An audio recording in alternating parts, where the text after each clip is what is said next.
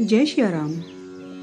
भगवान शंकर के श्रीमुख से श्री रामचंद्र के परम चिन्मय और अविनाशी होने का ज्ञान पाकर पार्वती का संशय मिट गया था। फिर भी उन्होंने यह जानने की जिज्ञासा प्रकट की थी कि प्रभु ने मनुष्य का शरीर किस कारण से धारण किया था। भगवान शिव ने तब उन्हें वे सभी तथ्य बताए जो अवतार के हेतु कहे जा सकते हैं।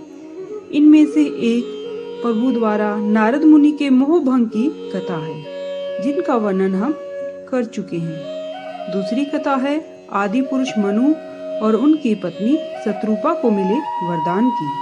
अब हम उसी कथा के विषय में जानेंगे।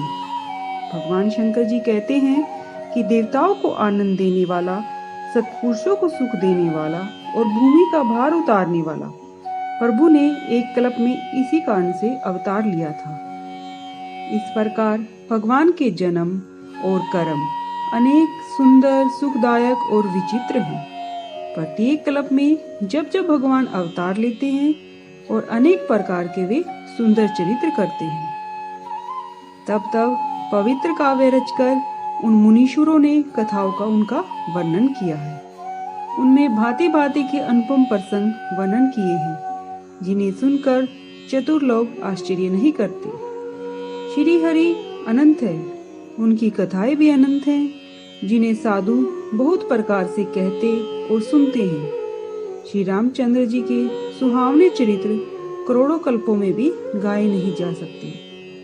हे पार्वती, यह प्रसंग मैंने तुमको इसलिए सुनाया है कि श्री हरि की माया से ज्ञानी भी मोहित हो जाते हैं।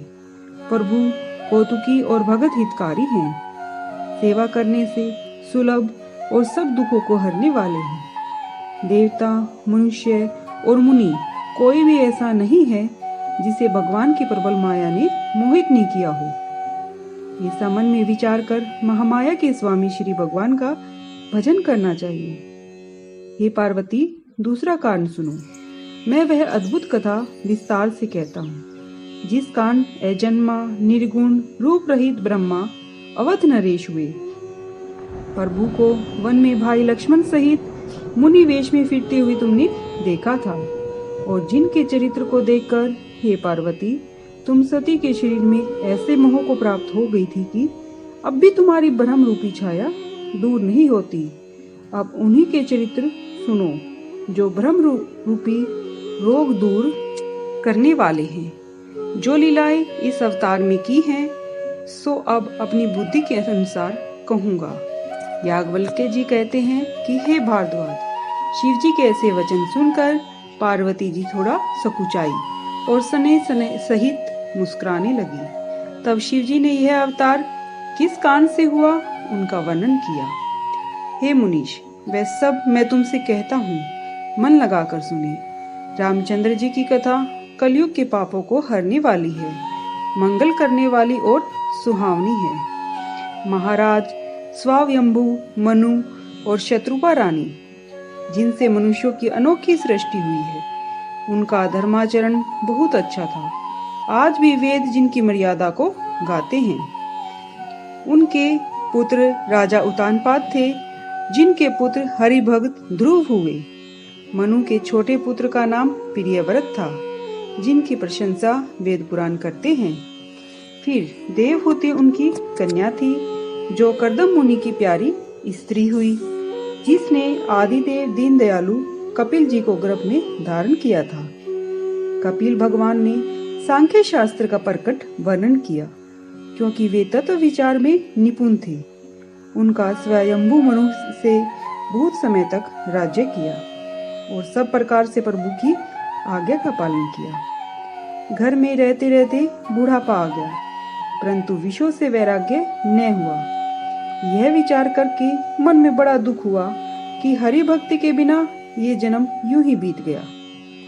तब मनु ने जबरदस्ती अपने पुत्र उतानपद को राज्य दे दिया और आप रानी सहित वन को चल दिए।